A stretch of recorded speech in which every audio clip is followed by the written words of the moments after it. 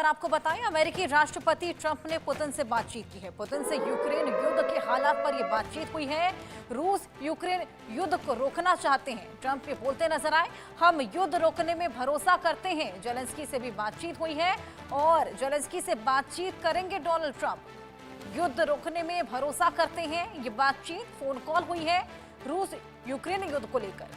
Trump और Putin की यह बातचीत, व्लादिमीर पुतिन है और अमेरिकी राष्ट्रपति हैं डोनाल्ड ट्रंप, जिसके बीच ये पूरी बातचीत हुई है, जहां पर रूस यूक्रेन का जो युद्ध है उसको रोकने को लेकर यहां पर बातचीत की गई है। जेलेंस्की से भी बात करेंगे डोनाल्ड ट्रंप। इस पूरे युद्ध को लेकर चर्चा की जाएगी।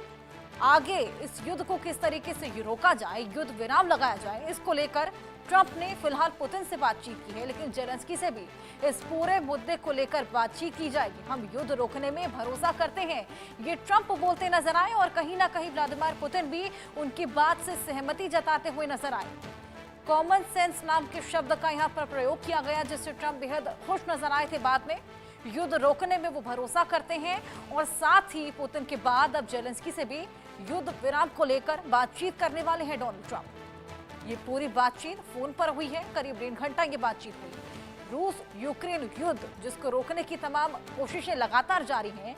हालांकि अभी युद्ध विराम लगा हुआ है, लेकिन इसी बीच जेलेंस्की से भी बात करेंगे और फिलहाल पुतिन से बातचीत हुई है और किस तरीके से इस युद्ध को पूरी तरीके से रोक दिया जाए और युद्ध किस तरीके से चला, क्या कुछ हालात बने देश में, उसको लेकर ये बातचीत। युद्ध रोकने में भरोसा रखते हैं, ये ट्रंप बोलते नजर आए। अमेरिकी राष्ट्रपति ट्रंप, जिससे व्लादिमीर पुतिन ने बातचीत की है, फोन पर यह बातचीत हुई है। रूस यूक्रेन युद्ध यहां पर एक बेहद बड़ा मुद्दा रहा, जिसको रोकने के लिए तमाम कवायदे लगातार जारी हैं। इसी को लेकर फोन पर यह बातचीत हुई। ऐसे में ट्रंप बोलते हैं कि हम युद्ध रोकने में भरोसा करते हैं। जिस तरीके की क्षति, जिस तरह की हानि, जिस तरीके से लोग मारे गए हैं, ये इतनी बड़ी हानि पूरे देश को पहुंची है। ऐसे में इस युद्ध को रोकना बेहद जरूरी, और यही बातचीत व्लादिमीर पुतिन से फोन पर करीब 1.5 घंटे की बातचीत में हुई। अब ऐसे में देखना होगा कि इस फोन कॉल के बाद आखिर क्या कुछ निकलकर सामने आता है और जेलेंस्की से जो बात करेंगे उसके बाद क्या निष्कर्ष इस युद्ध को लेकर रहता है। हालांकि यूक्रेन युद्ध से जो देश भर में हालात बने हैं वो बेहद घातक साबित हुए हैं, खासतौर पर जो वहां के लोग थे उनके लिए। साथ ही इकोनॉमी पर खासा प्रभाव इसका देखने को मिला। लेकिन अब इस युद्ध को रोकने के लिए तमाम कोशिशें लगातार जारी हैं और उसी एक कोशिश में से ये कोशिश अमेरिकी राष्ट्रपति ट्रंप ने पुतिन से बातचीत की है। संजीव श्रीवास्तव विदेश मामलों के जानकार हमारे साथ जुड़ चुके हैं। संजीव जी, ये जो बातचीत हुई है ट्रंप और पुतिन की, पहले तो इसके क्या कुछ मायने निकाले जाएं और क्या लगता है इसको लेकर क्या कुछ कंक्लूजन निकलेगा, क्या निष्कर्ष निकलने वाला है? देखिए, ये बिल्कुल स्पष्ट है कि अब जो रशिया और यूक्रेन के बीच का जो युद्ध है, अब इसमें विराम लगने जा रहा है। और ये जो घटनाक्रम है बेहद महत्वपूर्ण है। पहले से ही यूनाइटेड स्टेट्स ऑफ अमेरिका के ट्रंप प्रशासन की और रशिया के पुतिन प्रशासन की जो टीम्स थी, एक दूसरे के साथ संपर्क में थी। और अब ये जो ओपन तरीके से राष्ट्रपति ट्रंप और राष्ट्रपति पुतिन के बीच में एक लंबी बातचीत हुई है, लगभग 1.5 घंटे की ये बातचीत चली है। और दोनों ही नेताओं की तरफ से जिस तरीके के जो बयान सामने आए हैं, विशेष रूप से राष्ट्रपति ट्रंप का जिस तरीके का ट्वीट सामने आया कि जिसमें कि जो वातावरण है वो काफी सकारात्मक दिखाई देता है। और दोनों ही जो नेता हैं इस युद्ध को अब शांत कराना चाहते हैं। और रशिया यूक्रेन युद्ध की जो एक सच्चाई, जो एक रियलिटी ये थी कि ये युद्ध महाशक्तियों के बीच में इनडायरेक्ट तरीके से, परोक्ष रूप से लड़ा जा रहा था। और यूक्रेन की जो टेरिटरी का जो इस्तेमाल एक बैटल ग्राउंड के तौर पर किया जा रहा था।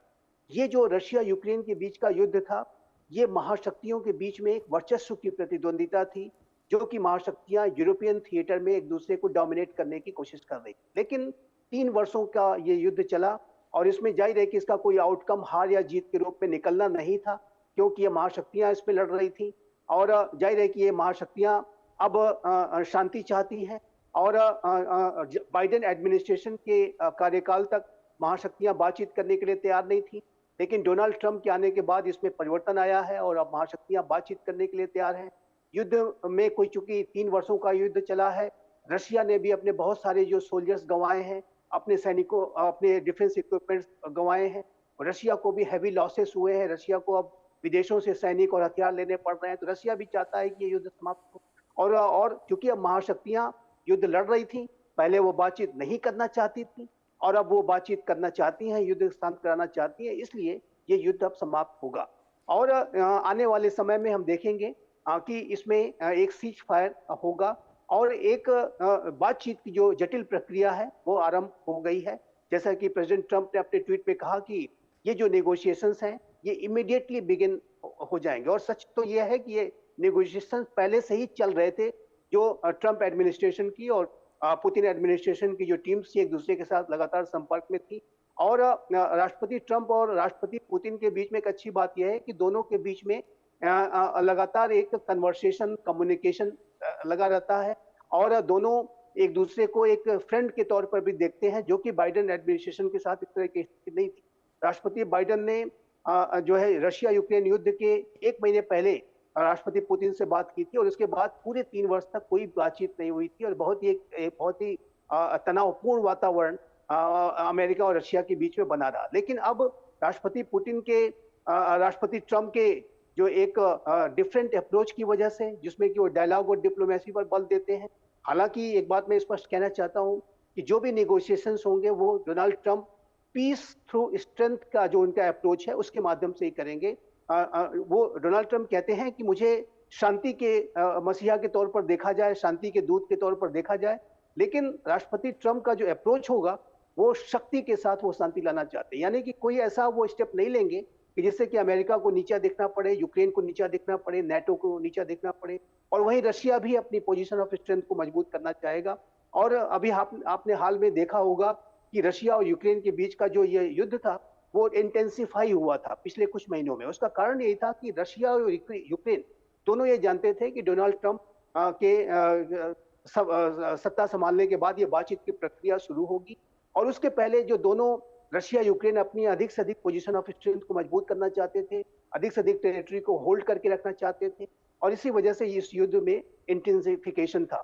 लेकिन अब यूक्रेन की तरफ से भी सकारात्मक बयान आए हैं और यूक्रेन जाहिर है कि यूनाइटेड स्टेट्स ऑफ अमेरिका और नेटो के बल पे ही वो लड़ाई लड़ रहा था और यूक्रेन के पास स्पष्ट रूप से अब कोई ऑप्शन नहीं है कि वो जो है इस युद्ध को कंटिन्यू कर सके, क्योंकि उसका जो मेन जो बैकर और सपोर्टर है अमेरिका, वो अब बातचीत करना चाहता है। तो मेरा मानना है कि ये युद्ध अब समाप्त होने जा रहा है और ये पूरे विश्व के लिए, पूरे अंतर्राष्ट्रीय समुदाय के लिए बड़ी शुभ खबर है, अच्छी खबर है। और ये जो युद्ध है इसका जो असर है रशिया और यूक्रेन के ऊपर तो पड़ा ही। यूक्रेन की सबसे ज्यादा तबाही हुई, वहां पे आम लोग भी बड़ी संख्या में मारे गए। यूक्रेन के सैनिक इसमें उन्होंने शहादतें दी, रशिया के सैनिकों ने अपनी शहादतें दी और पूरे विश्व की जो सप्लाई चेन्स हैं, चाहे वो फूड सप्लाई चेन्स हो, चाहे वो एनर्जी सप्लाई चेन्स हो या फर्टिलाइजर सप्लाई चेन हो, सभी डिसरप्टेड हुई। मुद्रास्फीति का जो संकट है अंतर्राष्ट्रीय समुदाय में और अधिक गहराया। और अब इस युद्ध के शांत हो जाने के बाद इस पूरे अंतर्राष्ट्रीय समुदाय में भी एक स्थिरता आएगी, ग्लोबल सप्लाई चेन्स जो है बेहतर होंगी। यूरोप के राष्ट्रों को भी अगर रशिया की एनर्जी सप्लाईज रिस्टोर हो जाती है तो यूरोप जो एनर्जी क्राइसिस फेस कर रहा था उसको भी उसमें राहत मिलेगी। तो ये बड़ी शुभ और अच्छी खबर है और आशा की जानी चाहिए और पूरा अंतर्राष्ट्रीय समुदाय इस बात को जो है सपोर्ट करेगा। भारत तो डे 1 से इस बात को कह रहा था, जो आज ये जो दोनों राष्ट्र इस निष्कर्ष पर पहुंचे हैं कि चलिए बातचीत करते हैं। भारत तो डे 1 से ये कह रहा था कि इस समस्या का जो समाधान है वॉर फील्ड पे नहीं निकलना है। इस समस्या का समाधान यदि कभी कोई निकल सकता है तो वो सिर्फ और सिर्फ नेगोशिएटिंग टेबल पर बातचीत के माध्यम से, संवाद के माध्यम से ही निकल सकता है। और भारत की ये जो बात है पूरी तरह से सच साबित हुई है। भारत के प्रधानमंत्री श्री नरेंद्र मोदी ने इस संदर्भ में अपने प्रयास भी किए, बैक चैनल के माध्यम से उन्होंने जो है लगातार अपने प्रयास किए। उनके जो वर्ड्स की ये युग युद्ध का युग नहीं है, ये फिर से एक बात सच साबित हो रही है, जो कि उन्होंने बहुत पहले रशिया के राष्ट्रपति व्लादिमीर पुतिन से कही थी। तो ये संवाद के माध्यम से ही जो है इस समस्या का समाधान निकल सकता था और आज ये महाशक्तियां संवाद करना चाह रही हैं, इसलिए अब ये युद्ध समाप्त होने की प्रक्रिया में है और इसके नेगोशिएशंस की जो प्रक्रिया है अब वो कल राष्ट्रपति पुतिन और राष्ट्रपति ट्रंप के बीच में बातचीत के माध्यम से और तेज गति से आगे बढ़ेगी। संजीव जी, जैसे कि आपने जिक्र भी किया कि दोनों ही देशों के बीच में, दोनों ही राष्ट्रपतियों के बीच में एक फ्रेंडशिप भी है, लेकिन कहीं ना कहीं इतने बड़े मुद्दे पर अंतर्राष्ट्रीय जो हस्तक्षेप रहता है, इसमें आपस में देशों में कोई संबंधों में कोई बदलाव ना देखने को मिले, बेशक पॉजिटिव या नेगेटिव। क्योंकि जेलेंस्की से अभी बात भी नहीं हो पाई है, लेकिन जेलेंस्की ने यहाँ पर बोला था कि America since it's very powerful, तो अमेरिका का जो दबाव है वो रूस पर देखने को मिलेगा। देखिए, ये बात स्पष्ट है कि यूनाइटेड स्टेट्स ऑफ अमेरिका और रशिया वो अभी भी कॉम्पिटिटर्स तो निसंदेह हैं, उसमें कोई परिवर्तन नहीं होने जा रहा है। तो वो एक स्ट्रेटजिक कॉम्पिटिटर्स है। और लेकिन जो परिवर्तन ये डोनाल्ड ट्रंप के एडमिनिस्ट्रेशन में ये हुआ है कि अब डोनाल्ड ट्रंप एडमिनिस्ट्रेशन रशिया के राष्ट्रपति व्लादिमीर पुतिन से अपने जो पर्सनल उनके एंगेजमेंट्स रहे हैं उसका भी इस्तेमाल करते हुए और पूरे युद्ध में जिस तरीके से कुछ हासिल नहीं हुआ है, उन सारी स्थितियों को ध्यान में रखते हुए, जैसा कि उन्होंने अपने जो है सोशल ट्रुथ उनका जो उनका जो सोशल मीडिया प्लेटफॉर्म है उसमें लिखा भी है कि मिलियंस ऑफ डॉलर्स वो अमेरिका ने उसमें अपने लगाए और हजारों की लाखों की संख्या में लोग मारे गए। और सबसे बड़ी बात कि वो ह्यूमैनिटेरियन जो जो एस्पेक्ट है उसके ऊपर उन्होंने बहुत एम्फेसिस दिया कि जो लोग जो मारे जा रहे हैं वो समाप्त होना चाहिए, जो ब्लड शेड है वो समाप्त होना चाहिए। वहीं रशिया की तरफ से भी जो बयान आया है उसमें भी उन्होंने सकारात्मक रूप से इस बात को कहा है कि एक कॉमन सेंस की बात दोनों नेता कर रहे हैं। कॉमन सेंस तो यही कहता है कि ये जो युद्ध है समाप्त होना चाहिए, इसका कोई आउटकम नहीं निकला है और ना निकल सकता है। जैसा कि मैंने कहा कि चूंकि महाशक्तियां इस युद्ध को लड़ रही थी परोक्ष रूप से, इनडायरेक्ट तरीके से, इसलिए इसका कोई आउटकम हार या जीत के रूप में नहीं निकलना था। और यदि ये युद्ध रशिया और यूक्रेन के बीच में सिर्फ होता और यूक्रेन के पीछे नाटो और अमेरिका न होते तो यूक्रेन 10 से 15 दिन से ज्यादा ये युद्ध नहीं लड़ सकता था।